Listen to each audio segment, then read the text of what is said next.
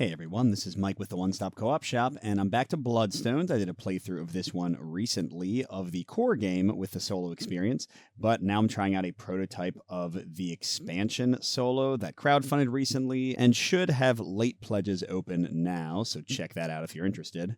And disclaimer that I was sent a review copy of the base game, but I have no other compensation. I never take any for crowdfunding coverage. And if you like the content on the One Stop Co-op Shop, consider supporting us through Patreon. You get early access to our videos and exclusive videos every month you can't see anywhere else. You can also listen to our podcast for reviews and design discussions, or join the conversation and say hi on our Discord. So what I'm playing, just to be very clear about this at the outset, is a build of the solo mode in the expansion, which unlike the solo mode in the core game of Bloodstones, which was a set of scenarios, kind of more of a puzzle to be solved, this one has you mixing and matching different Automa factions and quests to create what I hope is a more dynamic experience. I'm certainly excited to try it. You can play on pretty much any map. I'm using the same Swan Dance one that I did in my last playthrough, and I would recommend, if you aren't already familiar with the base game, that you watch that previous video, because since I just recorded that one, I'm not going to go into as much detail on the basic mechanics. I'm mainly going to focus on the new stuff in the solo mode.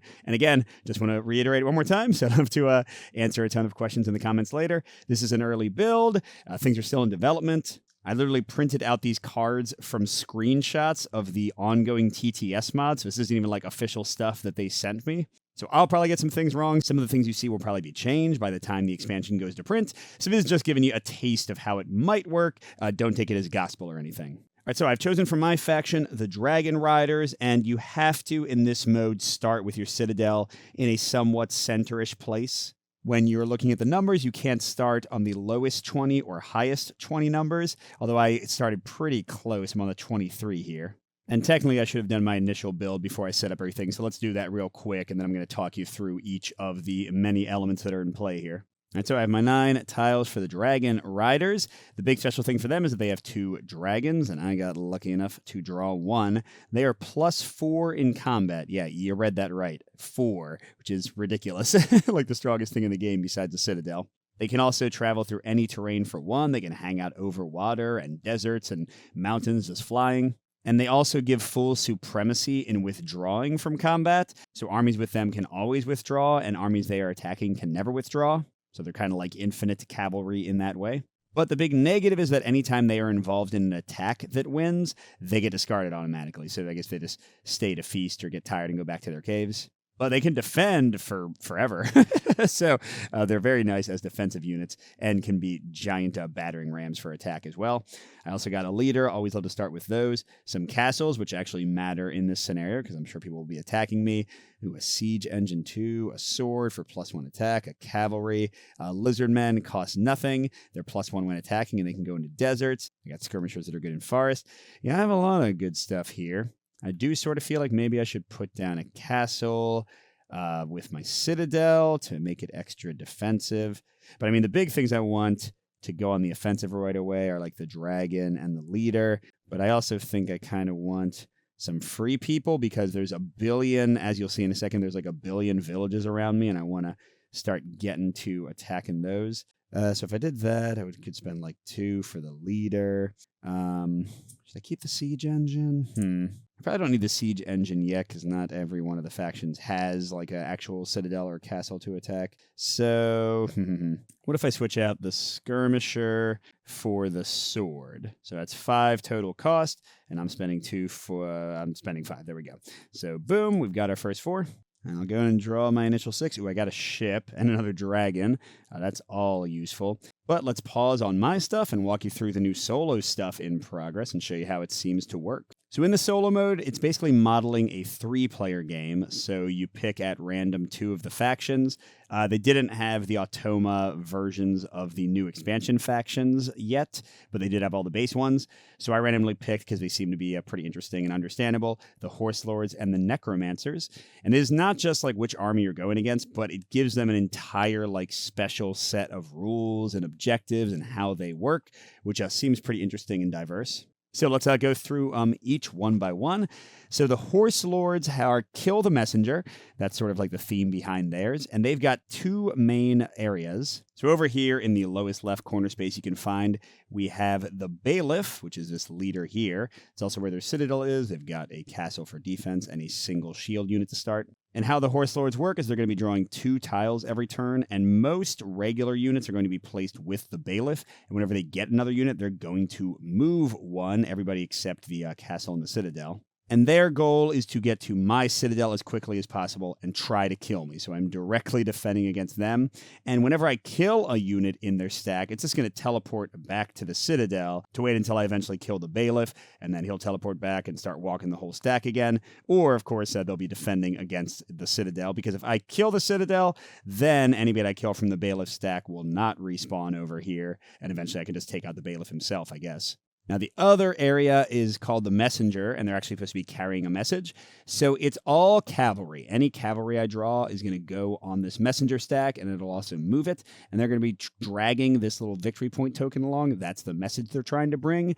And also, whenever I draw like some high-value tiles that they don't want to spawn, it's going to move the Messenger twice. And they can go like through desert and stuff. They can just truck through quickly. And the main thing I got to prevent for the Messenger is if they get to the citadel with the message, they all hop back to the message place again and get a new message, and I lose 10 victory points because, sorry, I kind of buried the lead here.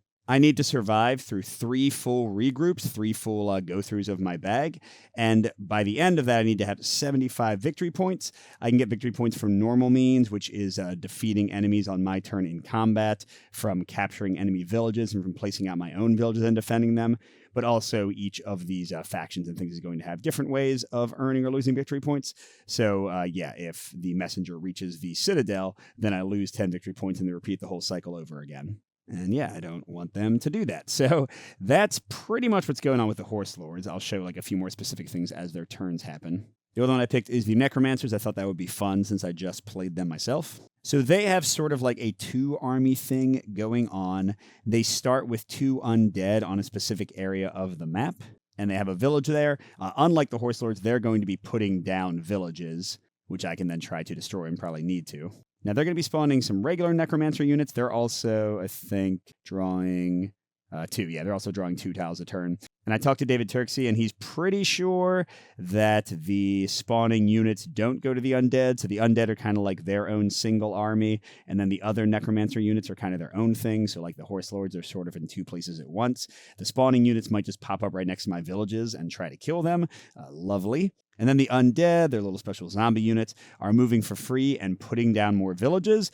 So this just sounds terrible. And look, whenever I regroup, I lose 1 victory point for every Necromancer village on the board. So even more than usually needing to kill villages to get victory points, leaving them alive is going to be terrible for me. And then another thing you do is you do 2 quests, which is something that's new in the expansion. You can also have quests in multiplayer play. But these are going to have their own little setup rules, and they can be very straightforward. Like, look, this one just has the cutie corn from the base game, which is like a little bonus, like goofy unit, just helping you out and giving you extra victory points. Or it can be really involved. So I picked one of each. I'm probably going to make the playthrough too complicated with this. Maybe I should have just done 2 simple ones, but it's fine. So I picked the Black Death. I've put out, you might have seen them when I showed the map, a ton of another faction, just a random faction's villages. I picked the Hill Folk. And then I have a victory token there, and that is Patient Zero, who is spreading the Black Death Plague among these villages. So I can go and capture those villages for victory points. I can also cure the villages. So if I'm in a village, basically they're going to be getting flipped down on each of the Black Death's turns. They're going to draw from the battle bag and flip some villages to show they're infected based on which token they draw. So I can go in and cure those villages by spending pips during the capturing villagers phase, just like I'm trying to take the villages out. And then if I cure a village and it's back face up, I can actually get rid of it. I think they can also be infecting my villages. And here's the thing I'm not 100% sure. It says plague-stricken village at the end of the game is -1 victory point. I'm assuming that means all of them, like even leaving my enemies and these neutral villages on the map is going to cost me victory points. Maybe. Who knows? It's an early prototype. And then finally, I have a simple one. Hunt of the Fairy Dog. So the Fairy Dog, I don't actually have the tiles. Like I'm supposed to have a little Plague Doctor tile. I'm just using a Hillfolk Giant to represent that. It's going to go in the battle bag and maybe get drawn. And then the Fairy Dog, I'm using the Cutie Corn to represent. Basically what happens is whenever one of my units is killed, the Fairy Dog just pops up. He's like, what is it, a bar guest that like follows death around. And then every turn, if I leave him alive on the map, he's going to kill one of my units for free, just like bringing them to the doors of death. But if I go and attack him, he's a +3, so he's like a castle unto himself. Then I get 3 victory points. If he's alive at the end of the game, then I lose 3 victory points. So, it's an open question whether these are going to give me as many victory points as they cost me. We'll see how it goes. All right, and here you go, a monstrously tilted view of the entire map. So what am I thinking of doing? I'm not really sure. I got to say, it's a complicated solo mode, playing with 3 people. I do think the original solo scenarios in the game do a nice job of kind of easing you into things. But hey, we're here for complication, right? So I could rush around and capture those villages before they can get infected. That's free victory points. And that would also free up spaces for me to put out my own villages, because I'm going to get as many as I can out. I know that the bailiff is going to follow the shortest path, so 1, 2, 3, 4. So I don't want to put any villages in their path because they'll just conquer them. But I can just spam villages all around here, get myself a lot of victory points. I really want to get, if this is what you care about in the multiplayer game, I really want to get as many of my 20 villages out before the first regroup as possible, because every time you regroup, you score 1 point for every village. So that's 60 out of my 75 victory points if I can get all 20 villages out and keep them out. So yeah, I kind of want to be spreading villages. I want to capture those villages. I want to get somebody to where patient 0 is, because they're probably going to be infecting a lot. The message is going to be coming down. Now, I can destroy those 2 villages and the castle up at the message area over there. And if I do that, kind of like destroying the citadel, then the message won't spawn anymore, I think. Or let me check that. Yeah, I'm correct. If I kill everybody carrying the message and they don't have a village to teleport back to, then the message goes away. So I am thinking maybe I'll send like a strike force of a dragon and just something else, because the dragon goes away after it attacks, to take the castle while the cavalry is out, blow up the villages, and then the message won't have to be worried about anymore. And I can maybe similarly get a strike force over here, although that's 8 defense. That's a lot to crack through. But yeah, so like I can sort of take the horse lords out of the game to an extent. Harder to shut down the necromancers, but if I can get some hits on their undead people, those are the ones laying out villages every round. Those are the ones that are going to cost me victory points. So yeah, obviously I can just do everything, maybe. All right, so let's get to it. I got a sword guy, I got a lizard, I got a leader, I got a dragon. Kind of thinking the dragon is a perfect one to like send to destroy these villages, because they only pay 1 to move into each area, so it's going to be so much cheaper than sending my regular units around. But I also, again, might want to send the dragon over to attack those villages quickly. I also kind of maybe want to get a boat in here, and then maybe another one there, just to really give me a ton of flexibility and movement here. So yeah, let's put a boat out, sacrificing the skirmisher. And let's use this cavalry to move 3. Let's get the dragon here. What do I do with the rest? Oh, well, here, I could send, I don't know, how about the lizard guy who's good at attacking? He could go 2, 3 over the boat and get in there to give me some more villages to either save or destroy. And that might be it for the moment, although I got to get my head out of the solo scenario thing where often you are trying not to go through your tiles too quickly. I'm not too worried about that. I do want to keep the 4, because I think 4 is the most villages I'm going to be able to build in a quick fashion. But do I want to keep this 5? Okay, for now, we'll stop there. So yes, when I get to build villages, I'm going to discard the castle for 4 pips. And you can build 2 villages per plains space. So let's get 2 with my citadel, because if that falls, I've already lost the game. And 2 in this plains that should not be getting attacked by the bailiff, because again, they're going to come through here. Oh, and I forgot, you can actually chain off of villages right away. So you know what?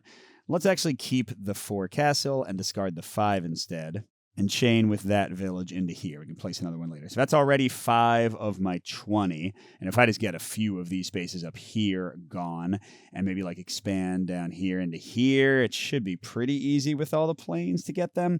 Now, the problem is going to be that the undead can just like kind of teleport to my villages.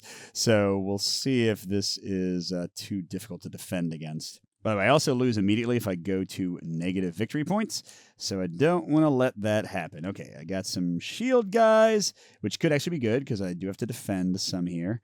Castle again, another sword. All right, we'll see how it goes. All right, so now we're going to the Horse Lords, and we draw one tile at a time. So anytime we get a cavalry, we add it to the messenger, and we move it once. So they've got 2 cavalry and the message, and they want to take the shortest path to the citadel. And they can move through anything except mountains, and they don't get killed by desert. So I think they still prefer lowered numbers when they have a choice. So I think they're going to go there first and then just head down here. Okay, and then, what the heck? They got another cavalry already? That's already like a super stack of soldiers. Yeah, it doesn't give them any preference for how they move. It would clearly be a lot smarter for them to move here, where they have 3 from their cavalry. Although they can just easily retreat if I attack them, I realize. I was thinking I might just charge it with my lizard because I would actually have 1 against their 0, but they of course would be drawing more tiles, and if they can just withdraw, that doesn't really matter much. Oh, and by the way, I do not get victory points for winning battles against the messenger. Attacking their unit does not actually help me win the game. Well, besides of course slowing them down. Okay, next is the necromancers. First thing they're doing is a goblin. Spawn this unit and move the entire stack towards your least defended adjacent area. They're going to already be... Yeah, so when I spawn a necromancer unit, I place it in the area with the most necromancer units. Again, not counting undead, I think. And if there's no such area, place it on an empty plain or forest adjacent to your least defended village. Well, I've got several least defended villages, so I guess they'll go there. And then, least defended, neither of them is defended. Clearly this one's farther from being defended, but this is a lower number, so I think they go here. All I have access to from the TTS mod is those cards I've shown you, not an actual full rule book. So I don't know if I'm doing this correctly and if the AI is smarter than I'm giving them credit for. But yeah, I think that's what the goblins do. Now they will automatically destroy my villages and take them out of the game at the beginning of their next turn, so I got to deal with that boy. Although, luckily, goblins are only +1 when attacking, so that shouldn't be too hard. Okay, and then they got a ship. So if they get a ship, they store it. That's going to be used in a future battle. How it works is I select all my tiles, I get my total, and then I draw for the AI, and they'll only use a stored tile if that would be the difference between them winning or losing. Okay, and they also discard a tile from the necromancer's bag. Okay, they got rid of a shield guy. Oh! I thought this was an I regroup. I lose 1 victory point for every necromancer village on the board, but the fact that this is accelerating their bag running out makes me think that it's when they regroup, maybe? That kind of makes sense, right? Because their turn sequence is all this stuff, and then regroup if necessary. Yeah, so I think this is when they regroup. That makes a little more sense. Oh, correct. I forgot that the undead do stuff automatically. Okay, so they capture all the villages, my villages it can. Then if undead units are in an empty plains, forest, hills area, place a necromancer village there. No. And then move the stack of undead units to an adjacent, empty, non-sea area closer to your citadel is preferred. And it's actually tied. So again, I'm just going to assume that they want the lower number. Although they can't build a village there, so maybe they wouldn't. But okay, so they all move there for free. They don't even need a tile to charge every dang turn. And then they'll build villages for free. It's just a mess. Okay, sorry. So then I do the 2 draw, the goblin and the boat. And that's it for them. Okay, now we do the Black Death. So all we do for this one is we put our Hill Giant / Plague Doctor into the combat bag. We draw 1 tile. We're going to do stuff based on what number we get. And we got a 4. Infect 4 healthy villages adjacent to a plague-stricken one or with patient 0. So let's walk through how this happens. So this one's with patient 0, so it's 1, 2. Uh-oh, they don't have any more. Oh, it does say, by the way, only neutral villages in your villages can be infected. If there are no villages to be infected when required, which is... Oh, no. Never mind. It said 4 healthy villages adjacent to a plague-stricken one or with patient 0. So they can keep infecting 2 more, so I guess they'll do those 2. But I was going to say if there are no villages to be infected when required, patient 0 moves to the healthiest nearby village, and that counts as one of the infections, so it kind of wastes an infection for him to teleport. Gosh, was that the worst result? Yeah, that was the worst result, because a 5 is nothing. A 2 just flips villages sharing a space with patient 0 or another plague-stricken village, so that's only going to be 1 or 2 usually. So that was a terrible draw. Whoops. And finally, the fairy dog does nothing. He would kill one of my units if he was on the board, but I haven't lost anybody yet. So that was a little frightening. Let's get back to my turn. All right, so first I can capture villages, and that includes doing stuff with these ones. And it doesn't say, I assume I can spend 1 pip to flip the village to be cured, getting a victory point, and then another pip to capture it and kind of double things up. Let's assume that's the case and spend this 5 here to do 1, 2, 3, 4, 5. So I get these 3 for victory points at the end of the game. And because I cured 2 villages, I gained 2 victory points immediately. So hey, and now I'm not at 0, and a single victory point loss wouldn't defeat me. That's good. Okay, but now I got to deal with Gabo over there and figure out what else I want to do. Okay, let's use one of the shields to move 3. My leader and my sword can move in here for a single one, so that gives me 2 movement left. Let's send the dragon, I guess, up to the hill one. Sure. And then let's send him to these ones that got infected, I guess. Not really doing anything to actually confront the the major problems in my midst. Although if I can get my lizard guy close to the citadel and then send the dragon over to help out, together they should be able to kill the castle, and then he'll be present to destroy the villages, and I'll shut down the message even if I have to let it survive a single cycle first. But what else do I want to do? Well, let's go in and resolve this battle, right? Might as well. So, do I want to summon somebody else to make sure I win? Got a nice little sword guy right here. Sure, let's spend a castle to summon him right into a village, which I'm allowed to do, because you can summon into any village, contested or not. Now I'll resolve the battle before I do the rest of my turn. So we've got 1, 2, 3 versus 0, because goblins only get an advantage on attacking. And I get to draw 4, because I outnumber them. Okay, let's see how we did. Ooh, a 5. Okay, so that seems like enough with me having a 3-point advantage. Let's see, 3, 2, 3. Yeah, that's pretty bad. My luck continues from the last game. All right, so the goblin is dead. My villages are safe. Yay. Of course, all of that is ignoring the real threat over there, the dang horde of zombies that are going to be moving every turn. All right, all I have left is a dragon that I still really want to summon, and 3 that I want to use to get villagers. So let's stop my turn there, and yeah, discard this to build villages. And I want to spread more, so let's do 1. Oh, that's right, but then the undead are going to be coming. So, well, I'll do 1 into the forest. That's all they can hold, though. 2 there. And then, yeah, since I did a 3rd, I guess I'll do this. I mean, they all count as undefended villages. And again, I'm not sure, the AI doesn't say that it's the farthest from defenders. It probably should say that, but this is just early stuff, so don't worry about it. I'm sure they'll fix it, or maybe they will. All right, so that'll be it. And that is 8 villages out of 20. So not perfect, but not bad. I'm definitely getting there.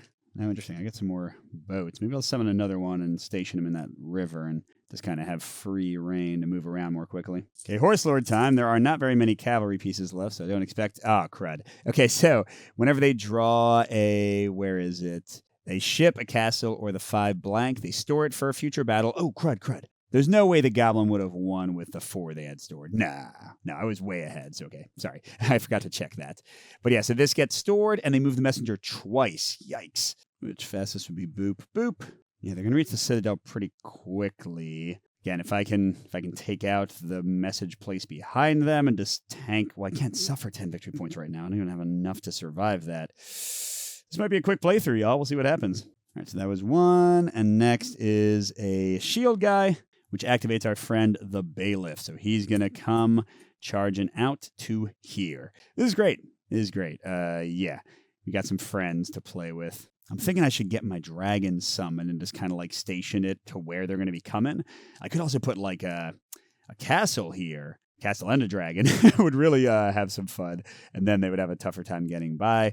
Because again, it doesn't say anything about the AI preferring less defended paths like the messenger, so I think it might count. Ooh, I forgot. I killed a goblin. I attacked a single stack, so I get a victory point from that too. Yeah, because I get normal victory points from attacking them, normal victory points from capturing their villages. Ooh, I get -1 for every undead in play at the end of the game. Whoa, losing a battle against the necromancers on their turn, I get minus victory points equal to the number of undead. So if they have all 4 out, I'm going to lose -4 each time they beat me. I don't like that at all. Okay, but anyway, horse lords are done. Okay, let's do the necromancers right this time. So first, they capture all my villages. No.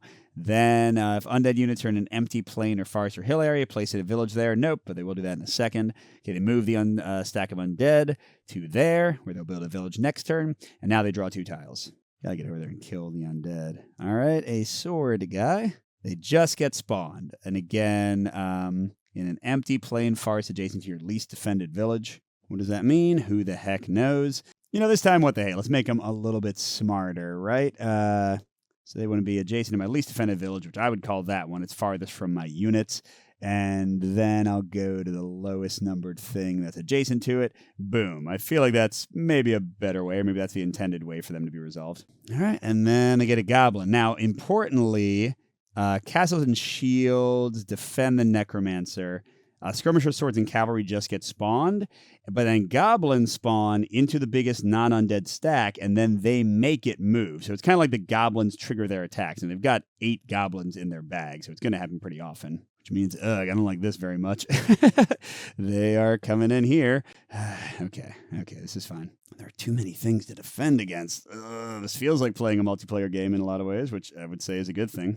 And don't forget, we got a plague going on. 3 healthy villages that are within 1 of a plague-stricken 1 or patient 0. So that would currently be that, and then I guess 1 of those. I'm assuming you can chain. This is terrible. I mean, I guess even if I isolate them, patient 0 is going to jump over. This guy sucks. But it does bring me back to my turn, and there's just so much to do. I guess I'm going to spend 1 of my ships with 4 for the capturing. It's 2 to capture in the hills. I kind of wish I'd sent the dragon over there now. And I'll spend 2 to cure for 1 victory point, and then immediately capture. I don't really want to flip them just to have them unflip again a second later. Okay, now what do I want to do? That village is going to get killed unless I go attack them. They will have 1 combat from the sword, but the goblin won't help. I also want to get, again, like maybe a dragon in here. So sure, let's spend 2 to summon a dragon. I could summon it there, but no, then I'd have to be attacking, and after he attacked them, he'd go away. So let's summon it here. All right, forget the boat. Let's spend 4 movement. We'll do 1. So that's 2, 3. Gosh darn it.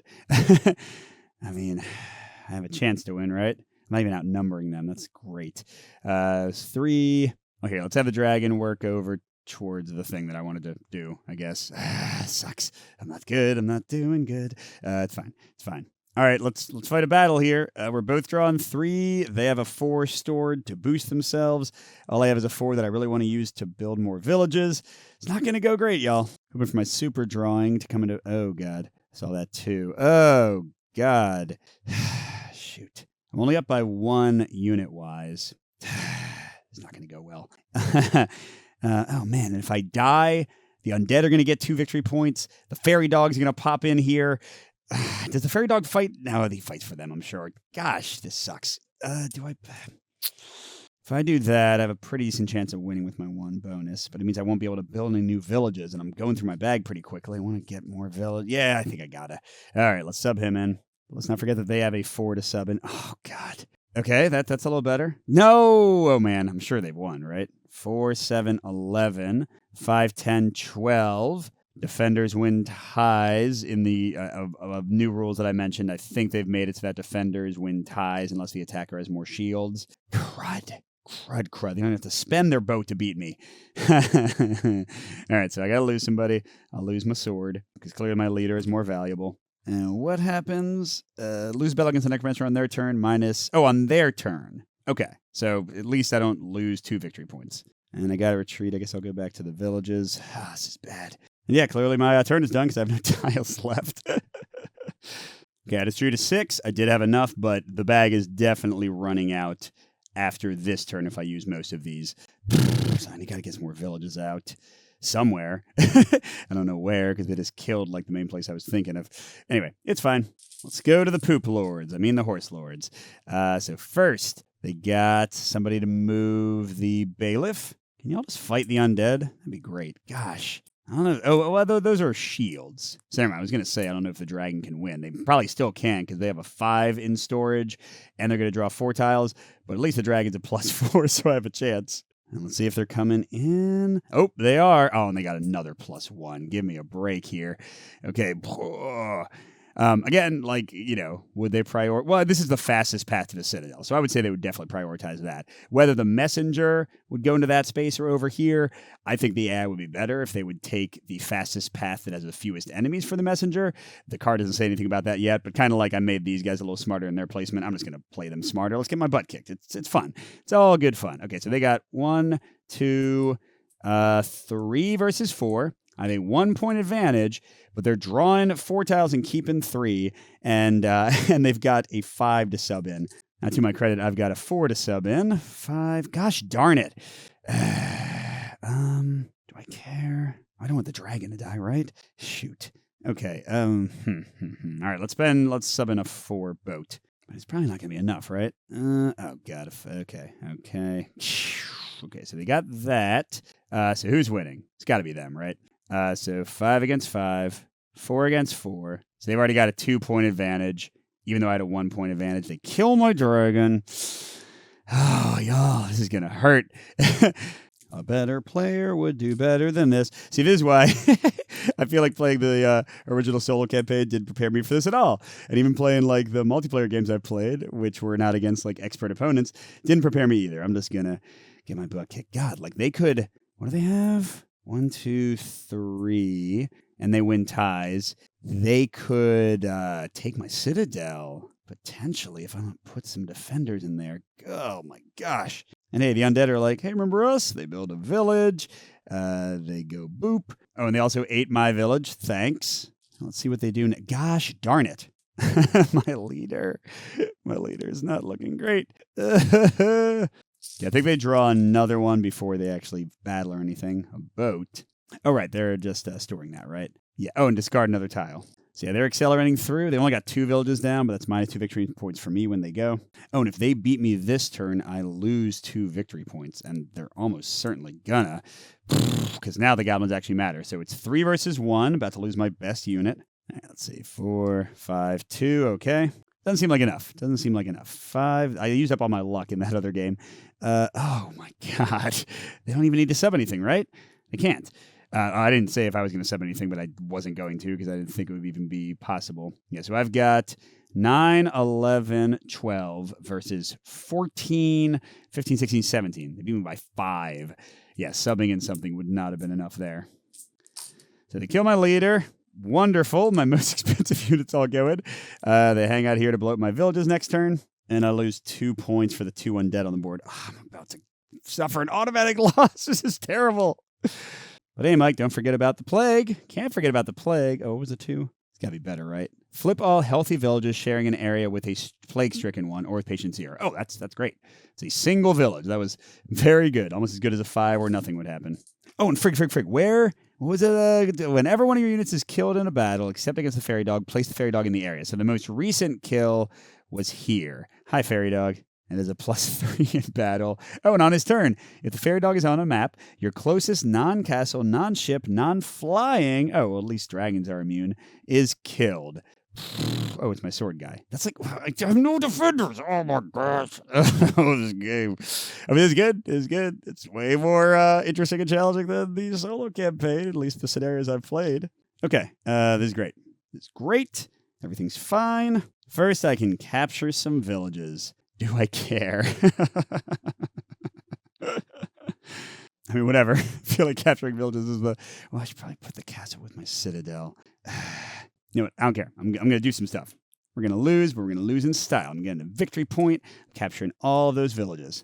Okay, and then, yeah, I'm going to discard all those to summon that guy back. And I'm going to finish my turn by building 3 more villages, because, dang it, I deserve it. And hey, I can build them here, I think. And even over here. Nice. And then, oh, was I wrong? Whoops. There's exactly 6 tiles in here, so I'm actually not regrouping yet, for better or worse. I'm about to lose 2 more villages. All right, Horse Lords, I feel like you're going to hurt me. Yeah, I think you are. Now, I've got 8 defense. It's pretty good, but they've got a 5 to sub in.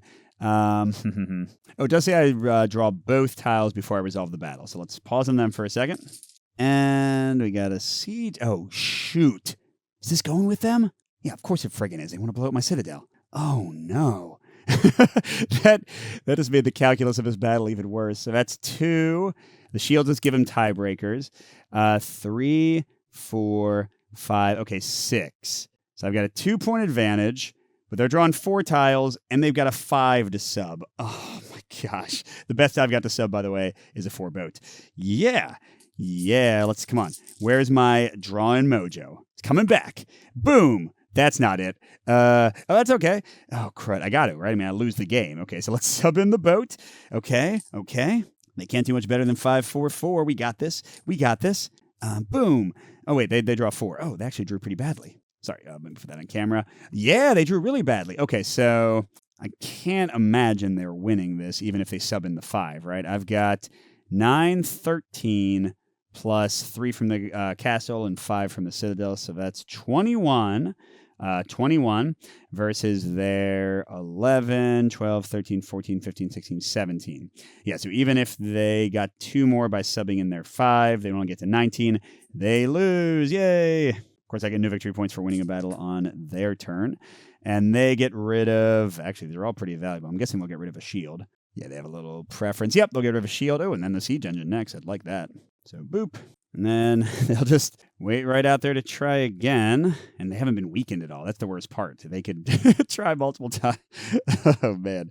Okay, let's get to the undead. They put down another village. Then they move to the mountain because they're trying to get to my citadel, right? Oh, unless we forget, Death Boy over here kills that. And let's see what they're drawing. Oh, crud. So they're going towards the least offended, which I would argue is away from any of my units. So I'm going to say they go over here. Wonderful. But it's not dying this turn. I'll get to score it. Haha, take that. Okay, and then they got an archer who just spawned. Gosh, man. These huge death armies. I mean, there's more kind of how the multiplayer game should go. If I was being smart, I would have my own death army to take these people on. I'm not playing smart. Now, what's their actual bonus? None of the goblins help in defense. Skirmisher only works in farce. They've only got 1. Oh, and they don't bring the unicorn or the whatchamacallit dude. So he's a 3. Yeah, they've only got 1 power. But what am I going to attack with? Okay, we go to the plague. Got a 3. Where's my 5 that does nothing? All right, so we're supposed to do 3 that are within 1, but we use the first infection to move this to, oh god, the nearest village is mine, isn't it? Hey, Plague, how are you? Doing good? I'm glad you're doing good. Man. Yes, remember, 1 infection moved the patient 0 token. The other 2 actually infect everything. Oh, and then I got to kill the nearest non-castle. What was it? Non-castle, non-flying. Oh, non-ship. Oh, crud. 1, 2, 3, 4, 5. 1, 2, 3, 4, 5. Okay, I'll kill the lizard, clearly, not the dragon, right? Gotta take care of Doggy Boy. I think I might need to, have a dragon go attack him. All right, all that brings things back around to my turn. And we're going to do great. We're going to do great. Everything's awesome. So, I don't know. How far is it for my dragon to get back here? 1, 2, what's the adjacent? Oh, 3. Oh, but then he couldn't move out of there. So 1, 2, 3, 4, 5. Really? Whatever. I'm going to kill the stupid dog. How about that? You know what? Let's resolve the fight now. He's a 3. I'm a 4. My dragon goes away if I win. It's a great thing. It's a great thing. All right, so I draw mine. That's pretty good. I was really worried about that 2 at first, but the other ones look great. And what have you got? Oh, that's not good. Okay, that's better. That's better. No, wait.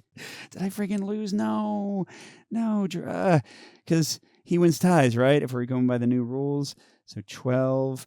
He doesn't have anything to sub in. I could have subbed in for the 2, but I don't think I needed to. Yeah, okay.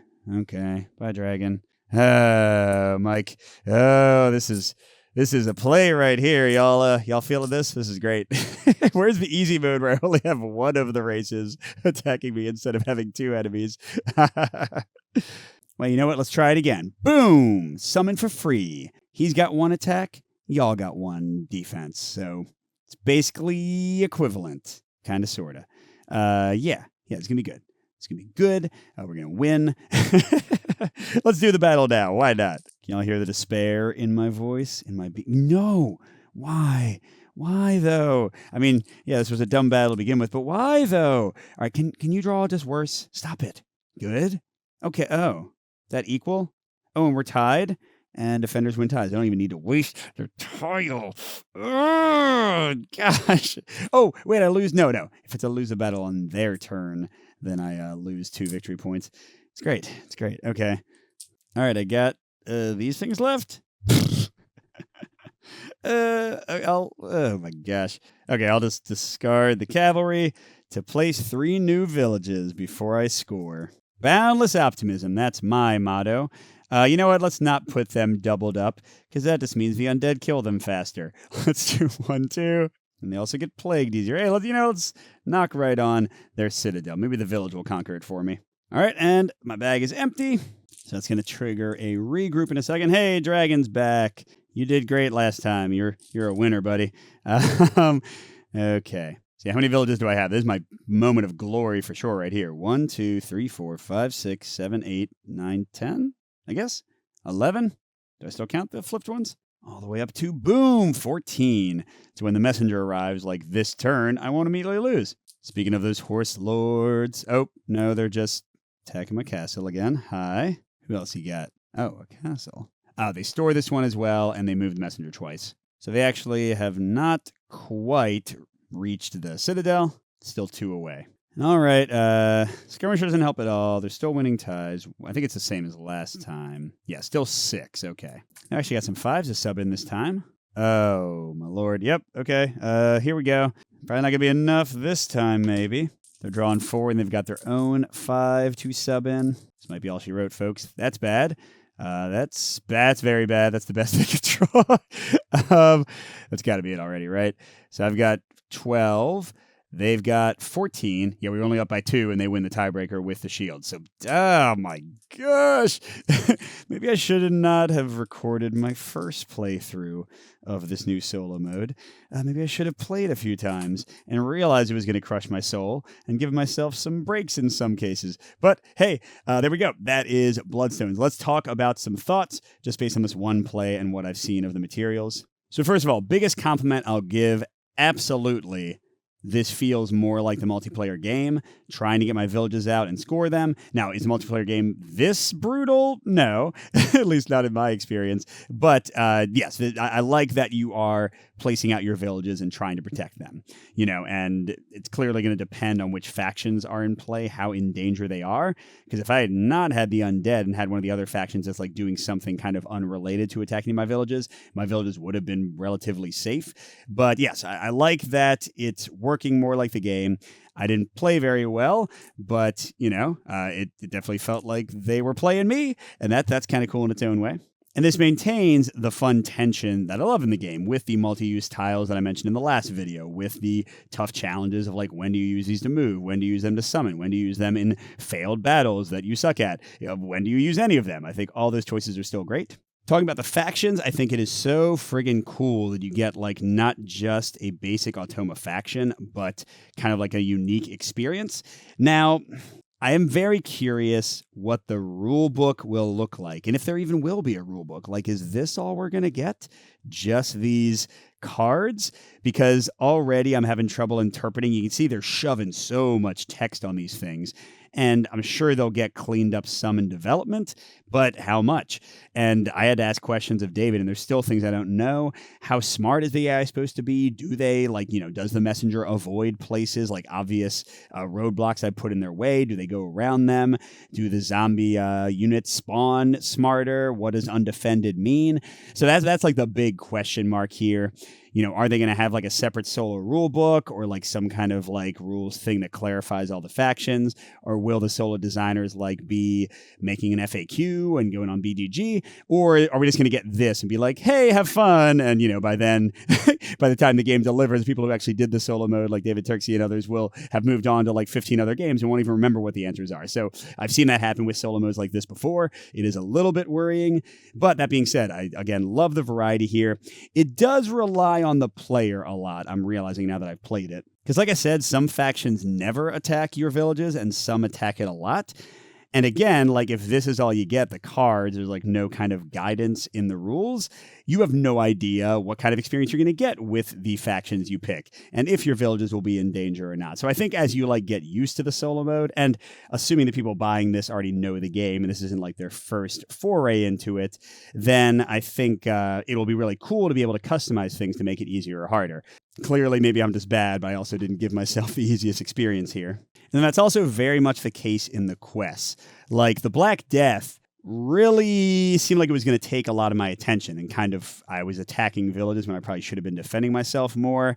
The Hunt of the Fairy Dog is pretty easy to resolve, but it's pretty tough. But then compare that, where did I put it? All right, I can't find it, but there's another quest that just has the unicorn out, and all it does is helps you fight better and gives you free victory points for fighting near it or building villages near it. So, comparing that to something like some of these other ones that are really cool, but like definitely make the game way harder, shows that they're giving you options to make the difficulty better, but, is the game going to tell you what that is, or is it up to you to figure it out? I'm not sure. I will say, potential negative, there is just like a lot going on with 2 solo quests and 2 solo factions. I'm curious if the game will give you any way to modify that.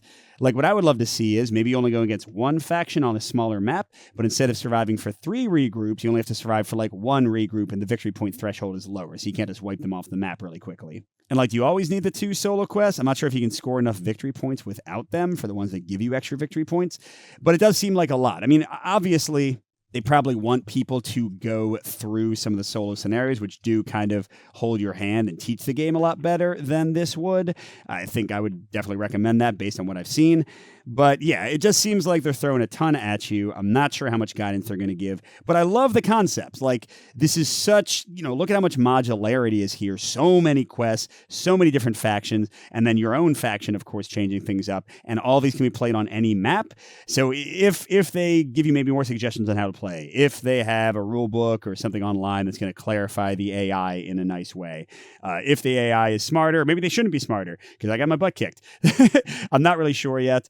But I like the concept of this. I'm really excited by it. It seems like it will be, hopefully when it's finished, way cooler as a final thing to play solo than the current scenarios. And even though I got destroyed and I probably sounded like I hated my life as I was playing this, I did have a good time. But yeah, remains to be seen how this will end up.